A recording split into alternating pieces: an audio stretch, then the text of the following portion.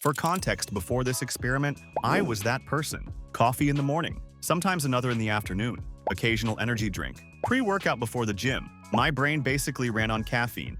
So when I finally quit for 30 days, the first week was rough. Headaches, fatigue, irritability. But after that, I actually started to feel good, stable energy, better sleep, less anxiety. So when the 30 days ended, I thought, I'll just have one cup. For science. About 10 to 15 minutes after that first sip, it hit. My heart rate went from the low 60s to just over 100 beats per minute. I didn't get full-on jitters, but there was this intense inner restlessness. Like I wanted to move, talk faster, do everything at once. My thoughts sped up. My body felt awake, but my brain felt almost overstimulated. Here's what was happening. When you drink caffeine, it doesn't give you energy. It blocks a molecule in your brain called adenosine. Adenosine builds up the longer you're awake and basically whispers to your brain, hey, you're tired. Slow down. Caffeine sits on the same receptors that adenosine normally uses, and it blocks that tired signal. If you drink caffeine every day, your brain doesn't just sit there quietly. It adapts. It creates more adenosine receptors, more docking stations for that tiredness molecule,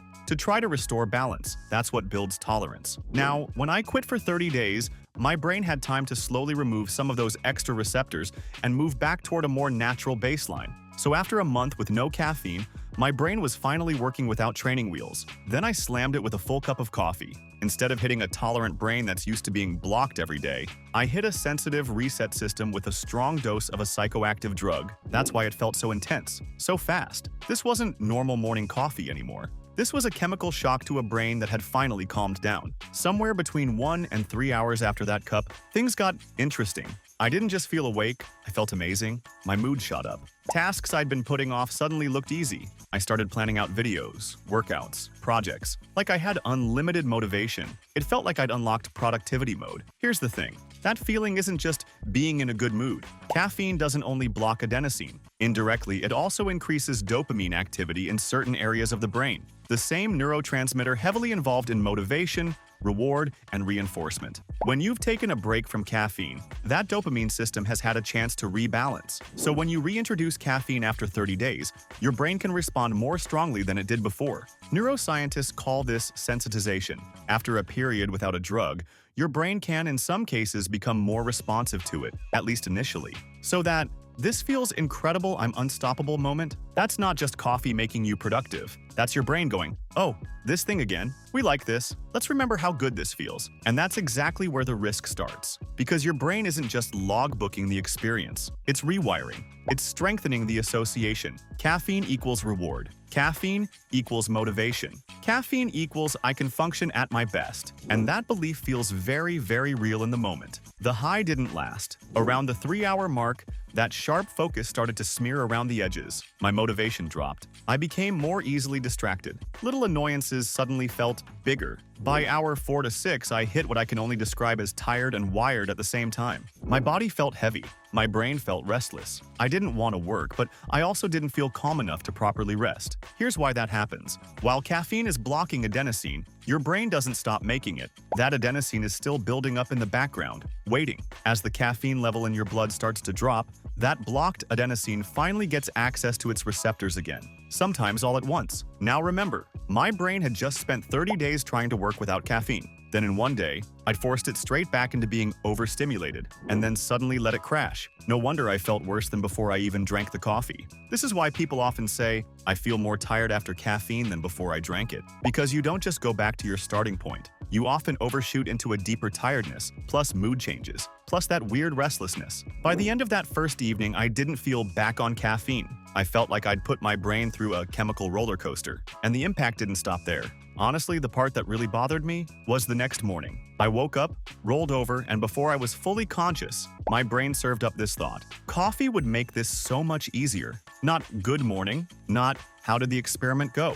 Just, we should do that again. That hit me, because for the last week of my 30-day detox, I had zero cravings. I woke up, had water, maybe tea, got on with my day. My energy felt stable without caffeine. I didn't need anything to function, but after one single cup, my brain immediately tried to plug it back into my routine. Wake up, coffee, function. And that is how dependence quietly sneaks back in. Not as a dramatic relapse, not as I'm out of control, but as a tiny, reasonable-sounding suggestion. You did well. You deserve another cup. It helped you focus yesterday, it'll help again today. You can go back to quitting later. From a neuroscience perspective, it makes sense. If you spent years pairing caffeine with waking up, studying or working, socializing, the gym, your brain has built very strong learned associations. Coffee equals start of productivity. Coffee equals social comfort. Coffee equals pre-workout energy. 30 days away is long enough to feel better, but it's not always long enough to erase all those old circuits. So when you reintroduce caffeine,